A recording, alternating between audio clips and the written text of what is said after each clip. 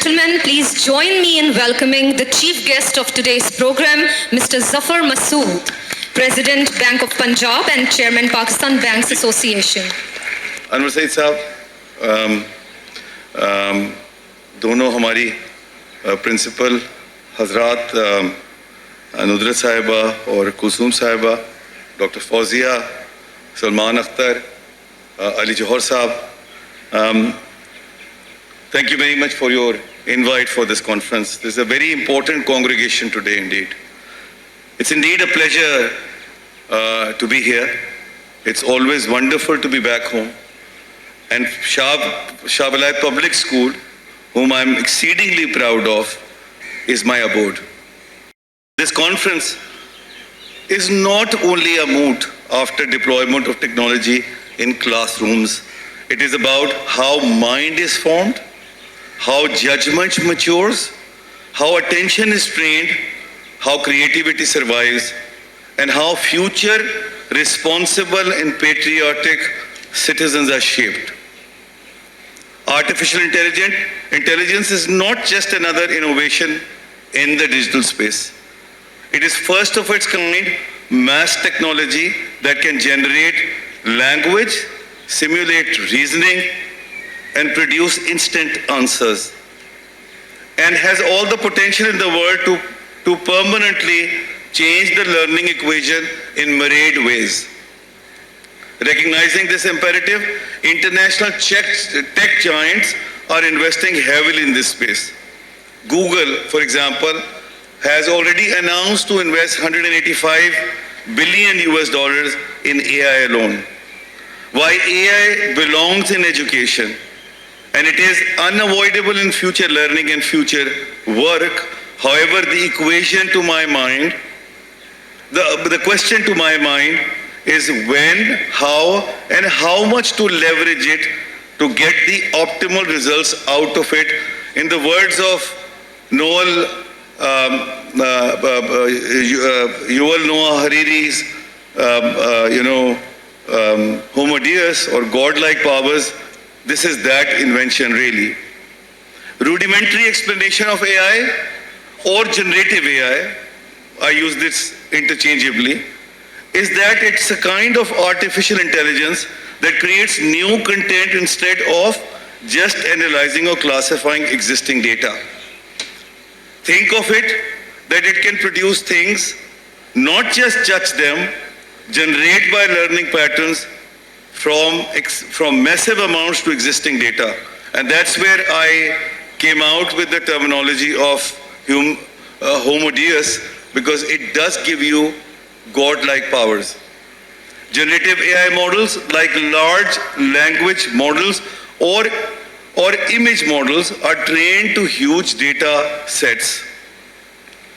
They learn patterns and probabilities, then generate new outputs that feels human-made, but at the end of the day, they are human-like only and not humans. Let's dimension the vertical and the horizontal flow of education. Where does AI, or generative AI for that matter, fits best in this learning equation? Vertically speaking, while students are racing ahead of teachers in getting hang of technology, given their generational exposure opportunities, the early cognitive development must remain human-led. Too much technology too early weakens attention, patience, and reasoning endurance.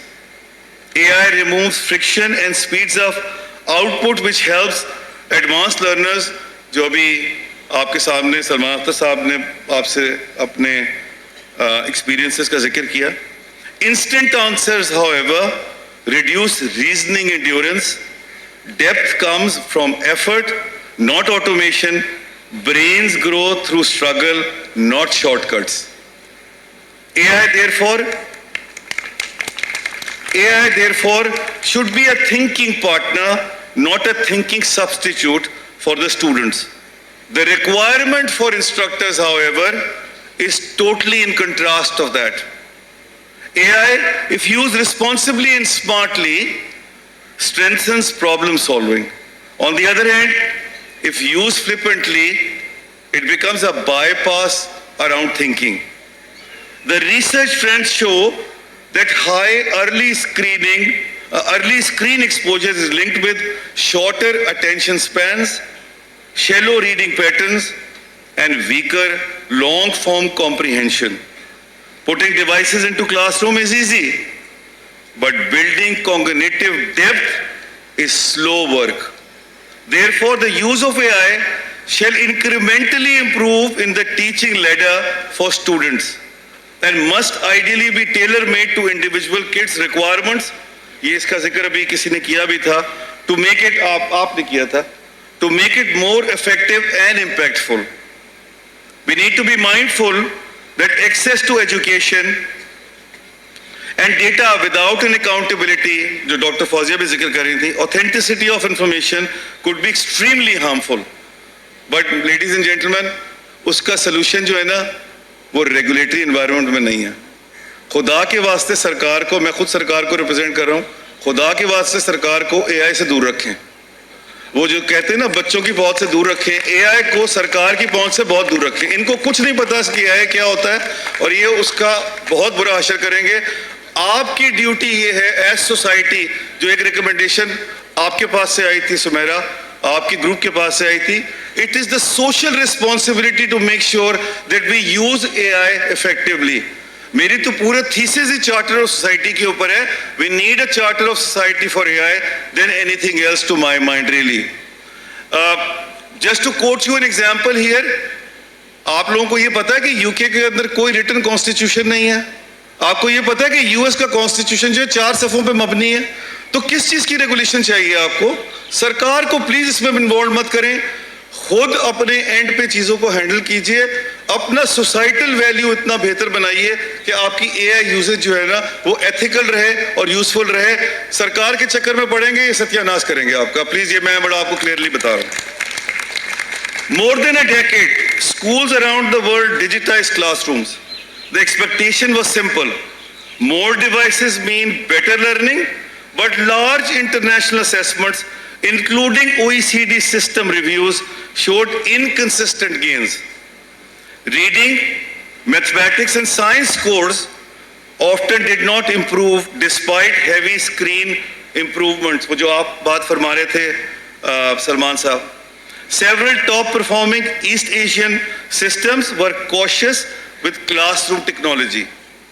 Nordic countries that digitized early are now restoring back to printed textbooks and handwritten practice, as they tend to have better comprehension for the reader and the writer, talking from my personal exposure as an author. By the way, मैं जो आपके सामने यहाँ खड़ा हुआ हूँ और मुझे मेरा गुमान ये है कि शायद मुझे इस मामले में, एक तो मैं फिलर के तौर पे आया हूँ क्योंकि कोई और साहब को बुलाना था, वो आ नहीं सके तो मैं उनकी जगह पे आया. तो let me confess that I know that for sure, क्योंकि लेकिन मुझे ये लगता है कि इसमें वो जो कहते हैं ना पंजाबी में धक्का किने देता सी, मुझे धक्का जो है ना वो अली जौहर साहब ने दिया है इस पे. और वो इसलिए दिया है कि मैं बैंक ऑफ पंजाब का प्रेसिडेंट नहीं हूँ या पाकिस्तान बैंक एसोसिएशन का चेयरमैन नहीं हूँ. वो इसलिए दिया है क्योंकि मैं ऑथर हूँ और उससे मेरी जो रेलेवेंस है वो AI के कॉन्टेक्स्ट में बन जाती है. I must confess, ladies and gentlemen, that my opinion in this context, जो वो भी मैंने राइटिंग की और रीडिंग की बात की थी, in this context is biased, given that my experiences with my book Seat 1C, which has been sold in excess of 6,000 copies within 11 months of its launch, and has already been translated and published in Spanish, while Urdu and Sindhi are underway and French and Mandarin are being contemplated. For the school goers in particular, I am coming with sketch notebook with the idea to motivate them to get their hands on to the main manuscript of the book at the end of the day and pick up the much needed habit of reading. As a matter of fact, I believe that two disciplines, literature and technology, cuts across all disciplines and are an absolute necessity for the personal development and more so in our professional successes in this exceptionally competitive environment which is becoming more and more stiff with the passage of time. I've argued that point vehemently in my book and planning to write about it in the ये जो मेरी किताब seat 1 सी है उसमें भी, और जो दूसरी किताब है आउट ऑफ द बॉक्स, उसमें पूरा आर्टिकल है. सुमेरा उसको उर्दू में ट्रांसलेट कर रही हैं, वो पता नहीं अभी तक वहाँ पहुँची या नहीं पहुँची, बट वो लिटरेचर एंड इकोनॉमी वाला जो है वो उसमें कवर्ड भी है. But there is a full chapter in seat 1 C on communication in which way I have vehemently argued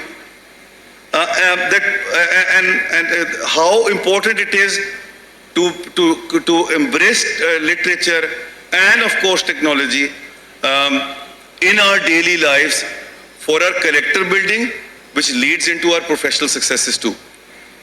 मेरी जो अगली 2 किताबें मैं इस वक्त कॉन्टम्पलेट कर रहा हूँ वो दोनों इत्तेफाक से इन अ वे इन दोनों एरियाज पे ही मुहित हैं. एक जो किताब है उसका नाम है financial inclusion with its social impact at the back of technology, और जो दूसरी है उसका नाम है लिटरेचर एंड इकोनॉमी. अगले 3 या 4 साल में इंशाल्लाह दोनों किताबें आ जाएंगी. Vertically in nutshell we shall have less screen time and usage of technology in AI in the initial formidable years for the students, while as we climb up the ladder in our learning advancements, the exposure to AI and technology becomes an absolute must and can't be escaped. Kulsoom साहिबा ने बात की थी about future ready classrooms. Future ready classroom से ज़्यादा staff room की ज़रूरत है आपको. क्लासरूम तो रेडी हो जाएंगे, पहले टीचर्स को ट्रेन करना ज़्यादा ज़रूरी है, और अभी मैं उस पर आ रहा हूँ. Horizontally on the other hand, AI shall assist the instructors more than the students per se, and teach the teachers modules become key in this respect and must be pursued religiously and rigorously all across. Otherwise, our learning endeavors run the peril of being compromised. The strongest emerging model globally, therefore, is hybrid. On a slightly lighter note, it is not just education alone where the hybrid is being talked about. It's in our daily lives too these days. In education, hybrid essentially means it entails teacher-led concepts, project-based application, AI-assisted practices, and the real-world problem solving, whereas the judgment remains human, interpretation remains human, and meaning remains human as well. We talk about digital infrastructure, but we rarely talk about attention infrastructure. Attention is now scarce learning resource. Schools must actively train attention by introducing long reading blocks, deep work sessions, device-free intervals, and sufficient reflection time. We must appreciate that attention is not personality trait. It is a trainable cognitive asset. And a system that does not protect attention cannot produce deep thinkers. अभी बात की सलमान अख्तर साहब ने about genetically जो लोग बच्चे जो हैं वो ज़्यादा, मैं by the way personally genetics पे बिल्कुल believe नहीं करता. It is the environment which creates the और वो जेनेटिक्स की भी बात ये होती है कि जिस घर से वो आ रहे होते हैं वहाँ वो लर्निंग उनको मिलती है जो जेनेटिक्स की फॉर्म में हम दे देते हैं, बट वो जेनेटिक्स नहीं होती. It's the orientation of the house and the school that matters at the end of the day, and this is the responsibility of all of us as a society, as family members, as you as teachers. Conclusively, AI supports scale, teachers shape thinking. The real lesson is not choosing extremes. The winning model is right technology at the right developmental stage in foundation years, prioritize reading, handwriting, storytelling, imagination, and minimal AI exposure. In middle years, supervised digital research and guided AI tools with focus on teaching, verification, and questioning. In senior years, structured AI fluency is critical, encompassing prompt design, error detection, bias awareness, AI-assisted research, and resultantly, AI will become a collaborator under human direction. Coming to the educational environment in our beloved Pakistan, giving the complex educational landscape with over 26 million students out of school and lack of adequate infrastructure to cater to the scattered population requires massive investment all across in physical as well as soft infrastructure. The affordability of technology in a fiscally struggling country will remain a challenge, and that's where the public-private partnership will become the name of the game, and the role of institutions like Shah Vilayat will become more pronounced going into the future. Best way out of this quagmire, to my mind, is not to educate students but to educate teachers on how they can use technology, generative AI, to bring efficiencies in the existing system. Spotting this opportunity, in a partnership with Google, Government of Pakistan via NRTC launched in November last year first Chromebook assembly line in Haripur. This facility is set to produce 500,000 Chromebooks annually by 2026, making AI-ready hardware significantly more affordable for students nationwide, and have already digitized 424 schools in Islamabad, bringing 220,000 users onto the Google for Education portal. In Punjab, smart labs with 200,000 Chromebooks and the first Google for Education Center for Excellence to serve as a blueprint for AI adoption. The real impact is anticipated to come with the strategic partnership with private school networks like Shah Vilayat. The banks remain the critical final piece, ensuring accessibility to all these tools and technology by providing the financing models that ensure every student and the teacher has an equal chance of these opportunities. I would conclude by reiterating that policy should define age-based AI exposure. Schools should protect device-free learning time. Handwriting must remain. Deep reading must remain. AI literacy must be taught formally. Teachers must be trained to supervise AI use and question outputs. I also liked one of the recommendations that the parents have to take charge of regimenting the AI usage. I think it's the collective responsibility of the teachers and the parents. And the education of parents in this respect will be very critical, and I would recommend to the two principals sitting here that perhaps the next conference that you do, you need to engage the parents more and educate them what are the positives and the negatives of AI usage could be on the students. Assessment must be test thinking, not just answers. We now face a design choice where the technology should enter education after the mind is formed, not before. If we do this right, AI will not weaken education, it will elevate it. If we do this wrong, AI will accelerate learning but reduce understanding. The choice is ours, and platforms like this summit are exactly where those choices are made. Congratulations to Shah Vilayat Trust for putting this forum together, which is not only topical but also strategic in nature. Wish you all the best and success in the future. Thank you very much. Thank you very much, Mr. Zafar Masood.